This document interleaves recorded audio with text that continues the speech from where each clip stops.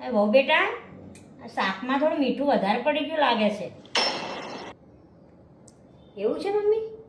હા, હું આજે શાક બનાવતી હતી ને ત્યારે ફોન આવ્યો હતો ને, એમાં કદાચ મારું ધ્યાન નહોતું ને એટલે કદાચ થોડું વધારે થઈ ગયું હશે. માફ કરજો હો મમ્મી. અરે બેટા કઈ વાંધો નહીં, હજુ પહેલી વાર છે ને, ધીમે ધીમે શીખાઈ જશે.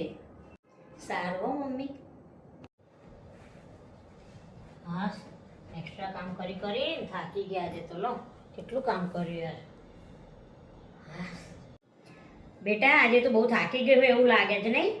સારું એમ કર, તું આરામ કર, હું ચા બનાવી દઉં છું. હો અરે ના ના મમ્મી, તમે બેસો, હું ચા બનાવી દઉં છું. ઘર ચલાવવું એ ફક્ત વહુની જવાબદારી નથી દીકરી, ઘર આપણા બંનેનું છે, એટલે આપણા બંનેની જવાબદારી છે. મમ્મી તમે મને વહુને પણ દીકરીની જેમ રાખો છો ને, એ મારા માટે બહુ મોટી વાત છે. જો બંને એકબીજાને સમજવા તૈયાર થાય ને તો ઘર ખાલી ઘર નથી રહેતું પણ એક પરિવાર બની જાય છે. સાસુ કંઈ ખરાબ નથી હોતી અને વહુ પણ કંઈ પારકી નથી હોતી. જો બંને એકબીજાને સમજવા તૈયાર થાય ને તો ઘર ખાલી ઘર નથી રહેતું પણ એક પરિવાર બની જાય છે. સાસુ અને વહુનો સંબંધ ફક્ત લડાઈનો નથી.